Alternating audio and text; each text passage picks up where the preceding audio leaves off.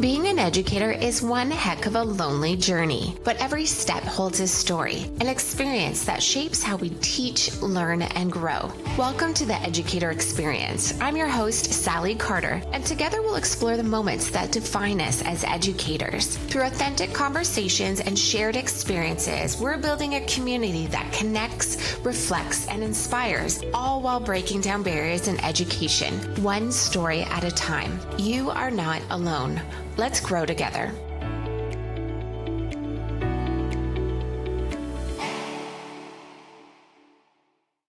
Hi, everyone, and welcome to the Educator Experience podcast. I'm your host, Salli Carter. Today, it is just me and my first solo podcast. Actually, one of our team members here at the Educator Experience had suggested that I give a solo show a whirl to add a little bit more spice to the season. And honestly, I think I thought I would genuinely rather eat my shoe, because really, how awkward must it be to just talk at a screen, not have anyone laugh back at my jokes? And it's just kind of weird, right? And awkward. But then I remembered I'm a teacher and I talk to a screen of people with their videos off all the time. Well, not all the time, thank goodness, because that would suck. But Chantal Hutchinson touched briefly on that in her podcast earlier this season as well. So, I've been there. I've done that. I can do this. First of all, I'd like to extend a huge thank you to all of season 1 guests for taking a chance on this podcast, being vulnerable, being authentic. And that includes Sarita Parmar, who kicked it off for us, Dr. Trina Orchard, Chantal Hutchinson, Steve Newton, and wrapping it off with Joanne Buffalo. I feel personally very privileged that these individuals were open to, taking a chance and sharing their stories, which is what this is all about, and allowing us to be a part of their journey. So thank you again to them. So a little bit about me is that I've been teaching in post-secondary for almost a decade now, just a little bit shy. I'm on faculty with one fabulous organization, and I do a lot of contract work for other spots.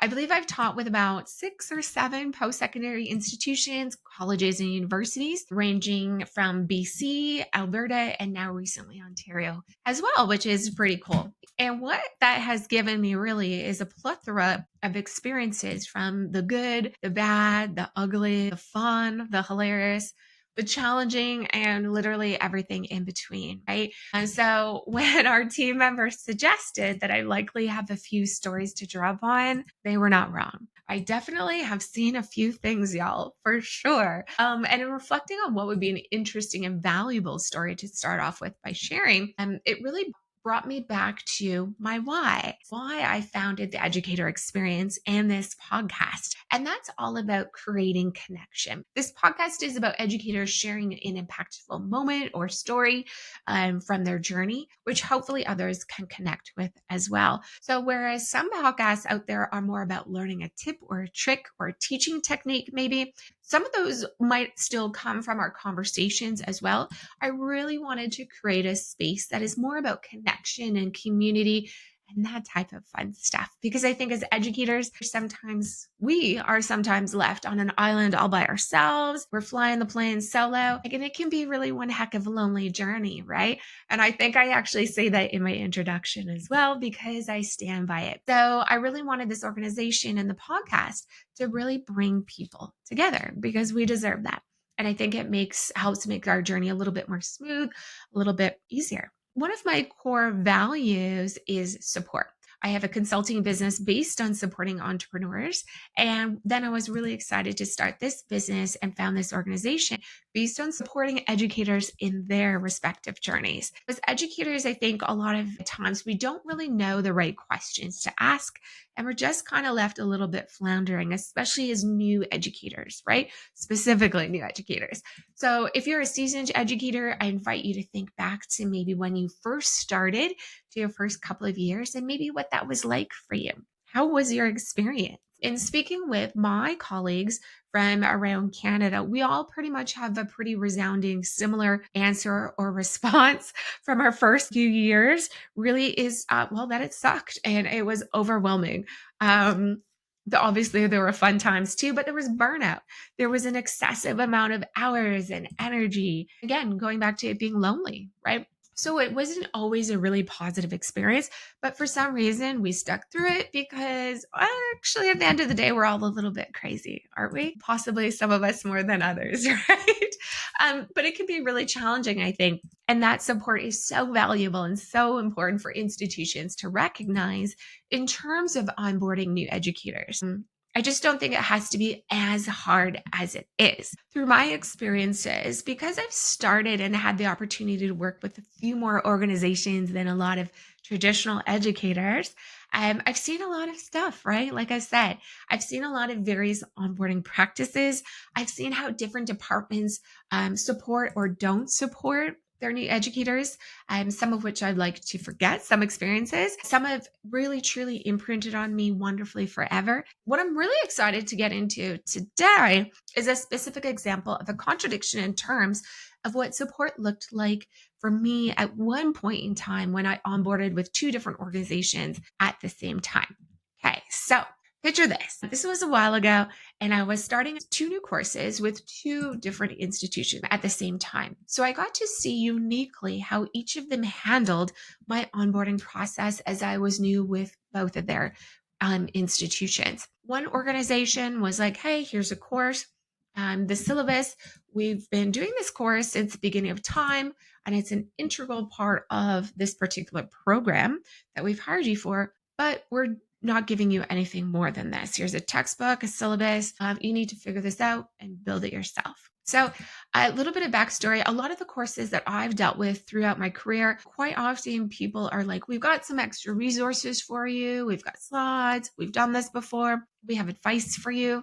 Maybe things that worked well, things that didn't, but we've got stuff for you, right? There's no reason to totally reinvent the wheel and build something just from a textbook. So, was a little cautious and curious and was like, okay, that's a little bit weird, but I'm an educator, right?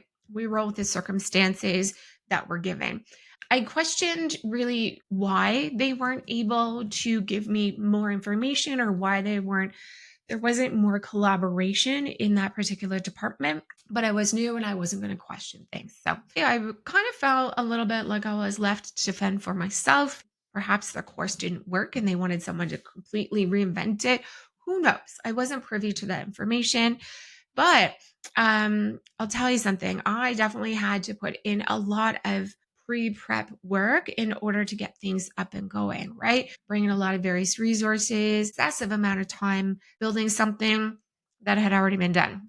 So that was experience number one. And then on the other hand, I was being onboarded for this other department in this other institution who immediately upon meeting me gave me everything that they had from the previous few years. They created a shared drive for me of all the resources that they had housed over the few years, ranging from previous slides, assessments, like you name it. Everything was housed in this space. And by no means were they saying I had to use them all. They still respected my autonomy and input, but they really were giving me these resources in case I needed them.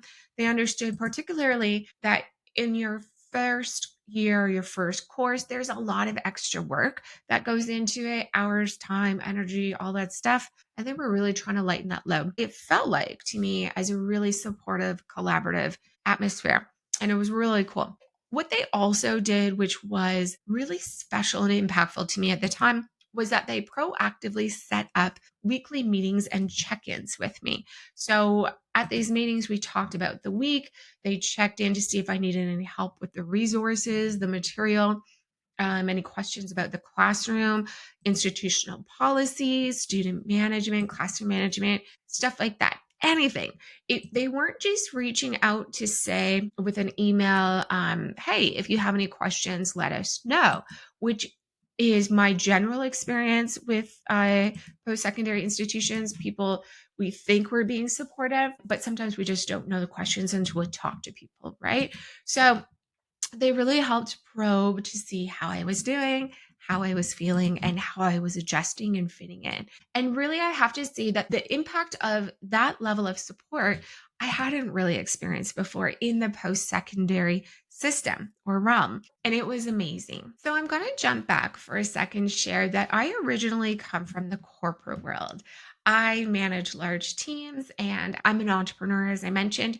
And I'll tell you, never once did I hire someone and bring someone on, spend a lot of my time, resources, and money to hire them and then not onboard them properly and give them everything that they needed, right?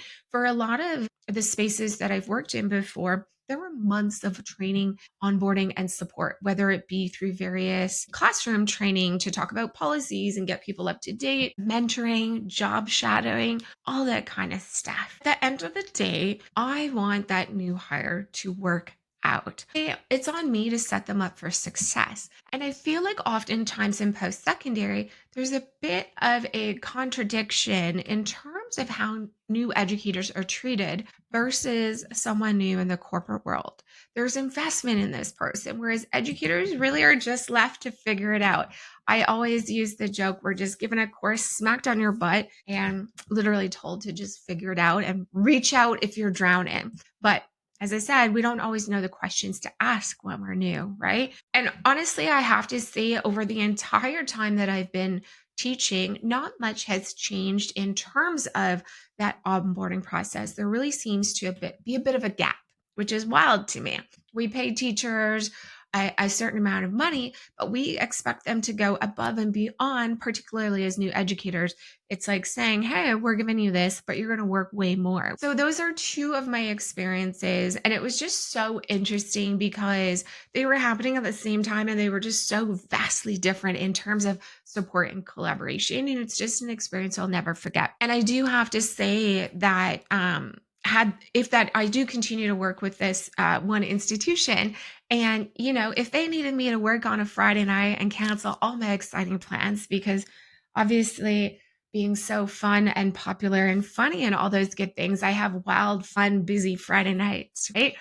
No, I don't. I have none of those. But if they needed me to teach something on a Friday night, I would be loyal to them. I would absolutely have their back because they had mine. And I think that's a really neat feeling and trust and level of respect to build in the post-secondary realm. So this experience has also made me think about oftentimes how I could be more supportive to new colleagues.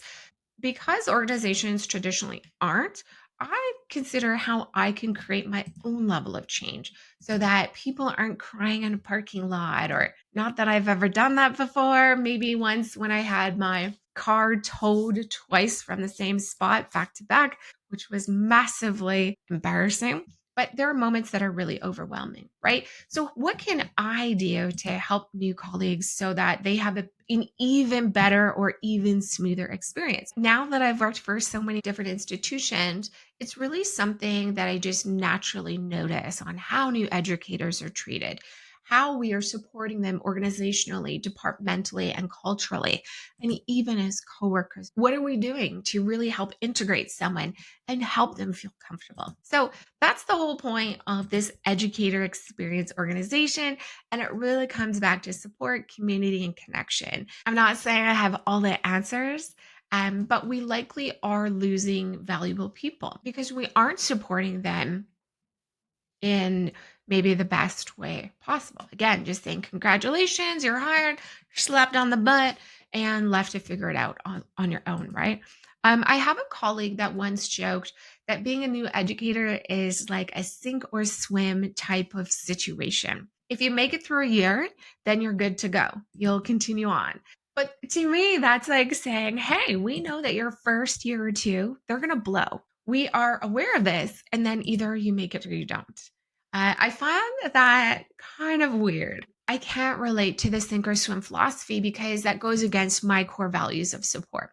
Perhaps we aren't doing enough of the right things to truly support our team members. I think that in my experiences teaching, I've been pretty fortunate in terms of working with chairs or department heads that have been really supportive.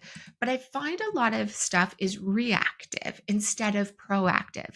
So, for example, as I mentioned before, and I think it's really important to continue to put out there, is people will say, hey, reach out if you have any questions. But again, if you're a new educator, you don't even know the right questions to ask or what direction or any of the things, right? So that brings me back to one of the things that I really appreciated about this one team's onboarding system is that they proactively set up meetings with me. They didn't just wait for me to have questions. They were preemptive with everything. When I first started in teaching, I joke about this one story that what I remember from my very first business course that I taught, and I think it was through a continuing education workshop type of situation.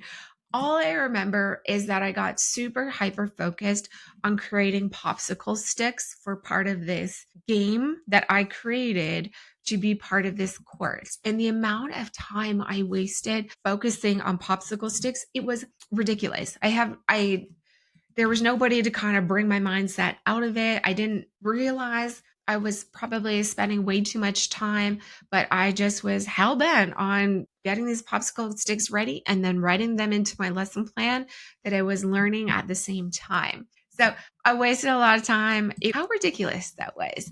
So I just didn't even know how to reach out. I know that I had colleagues, the dean at the time was proactive in supporting me, checking in. But again, like I just didn't know the questions. And there's just so much to learn in education in terms of working through things and all the little idiosyncrasies that go along with everything. A lot of us folks are industry professionals and we're hired for our skill and our expertise in our specific areas.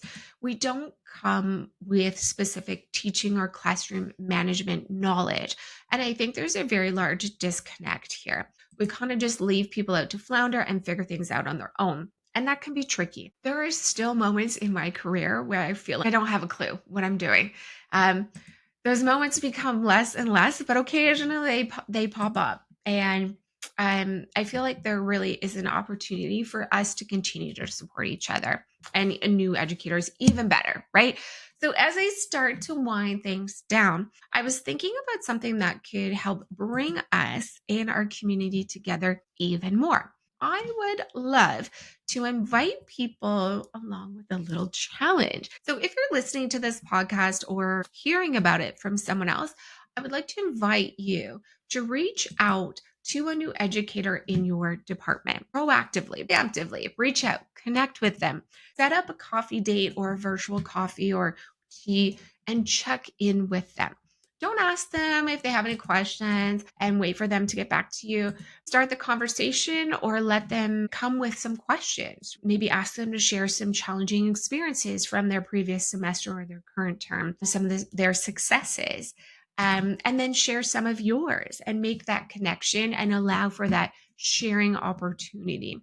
I think that can really help new educators build positive relationships in a community within our respective departments and institutions. I think it's the waiting for people to come to us that really creates a barrier. So, what if we were to break that down and reach out to people and really make that experience a little bit easier for them, right? The first few years are hard, but it does get easier. It doesn't have to be sink or swim.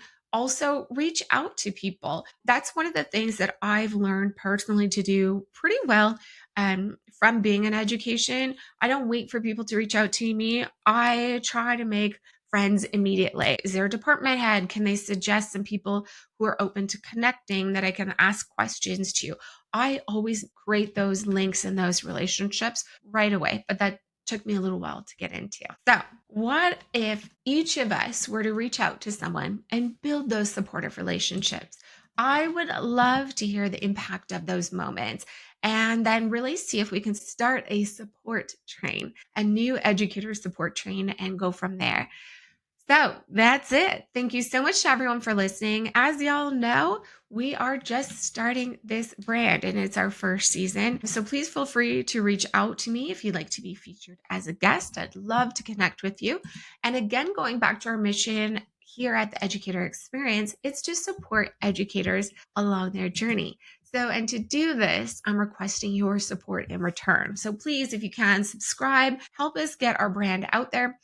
We've been doing research on our end to even better understand the new educator journey, and we've designed an e-course that's coming out summer of 2025 just to make the onboarding process suck a little bit less, obviously be a little bit more easy for you. All the things that you never knew that you needed to know and that your institutions maybe forgot to tell you. And we're also going to be giving out free resources as well. So watch for those, follow us on our socials. But best of all, we're building a supportive community of educators to be able to ask those questions that maybe people are too nervous or too shy to ask in their own department.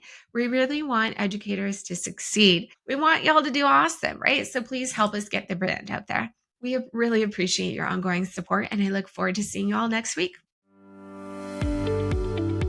Thank you for joining us on today's episode of the Educator Experience. We hope you're walking away feeling connected, inspired, and just a little bit more supported on your journey. Ready to go a little bit deeper? Join the Educator Experiences community and check out our courses and workshops specifically designed to support new educators as they navigate the ups, downs, and everything in between. You'll find it all at educatorexperiences.com. If today's conversation resonated with you, share it with a fellow educator and don't forget to subscribe so you never miss an episode. Together, we're building a vibrant community rooted in support and connection. See y'all next Monday.